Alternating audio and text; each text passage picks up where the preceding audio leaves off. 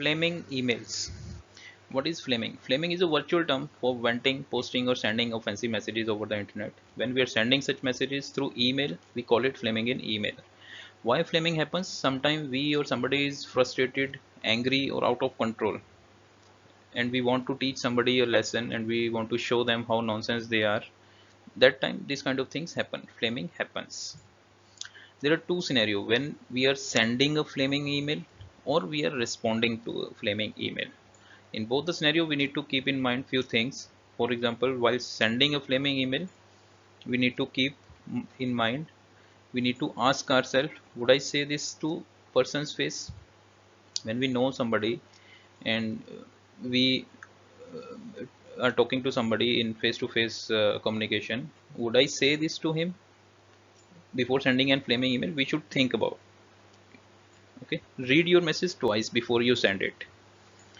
We are angry, okay, we are writing and flaming email, okay, we have already written an email, okay, but we need to read our message twice, okay, before sending we need to calm down. We need to think how that message will be conveyed to that person. Okay, we have written an email, okay, before sending we need to think about it.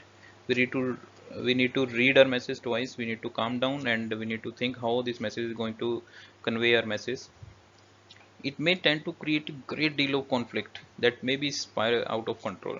Okay, because there are so many stakeholders who are going to read your message. Maybe you are pointing something to someone, but that email will go to many other stakeholders also. How they are going to respond, we need to think about that also. So sometime it may happen the conflict is becoming more bigger. Okay, and it may go out of control. So we need to think about this thing before sending an email. What you say cannot be taken back. It is in black and white. When we are writing an email, it is in black and white. We cannot take our words back. So we can write an email while we are angry, but we should not send an email when we are angry. We need to read it twice. We need to calm down first, then only click send. So these are the basic things which we need to keep in mind before sending a flaming email. Okay, so now let us discuss how we are going to respond if somebody has written an flaming email. How we are going to respond to that person. Understand sender's frustration. Okay, we need to understand that somebody is frustrated, somebody is angry, that's why he has written that email. Tell them they are right if that is true. If you know that someone who is angry is right, we should tell them, okay, you are right, and we are together, we are going to resolve it. Okay, never say no, that you are not right if you know that he is right. Avoid getting bogged down by details and minor argument. Okay, never let you down by minor arguments. You should avoid or ignore minor arguments. If you feel you are right, thank them for bringing the matter to your attention.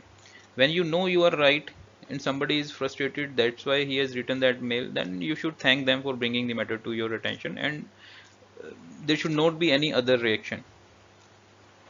Explain what led to the problem in the question.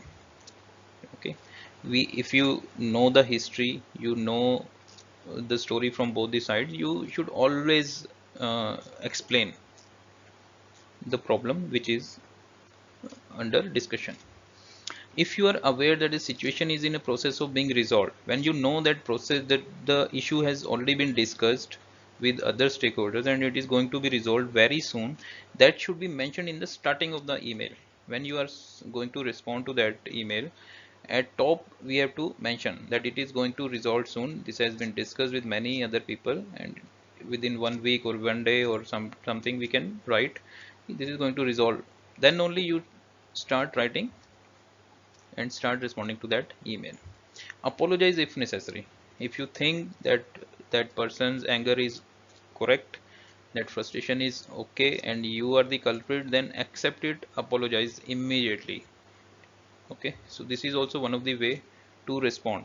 But if you are wrong, then only you should apologize. Otherwise, we need to explain the problem. If you know that situation is going to be solved, then we should mention at the top of the email only. So this is how we are going to respond to a flaming email. Now few times, sometimes we have to avoid also.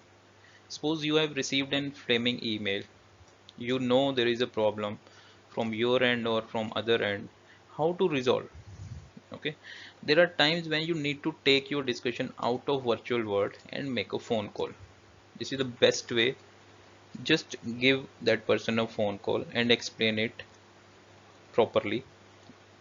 Okay, instead of writing an email, replying to an flaming email especially, we need to call him.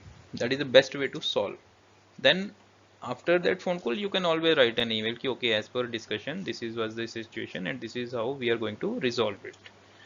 If things become very heated, a lot of misunderstanding occurs, or when you are delivering very delicate news, then the best way is to face. Don't even use phone calls. If you know the situation is very critical and whatever you write it is going to be misunderstood, then that communication is not required. Just go face to face. On the other hand, silence is sometimes the best last word of all. Most of the time, somebody is frustrated, he has written something and that is spoiling your mood, and you know there is no solution or that is just a frustration only. You should ignore that. Avoid replying to that email. No last words. Silence. That is the best solution sometime. So, not replying is also one of the best way to respond to a flaming emails. So this is how we can manage, we can handle flaming in the emails.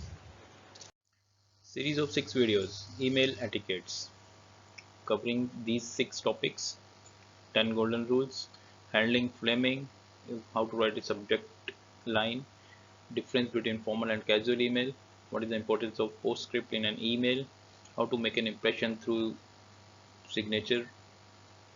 Okay, so these are few of the topics which we have covered in this series. Hope you are enjoying all these videos. You can access these video by clicking on the channel link, then go to playlist and select email etiquettes. You can access all these 6 videos at a single location. So stay tuned, keep watching.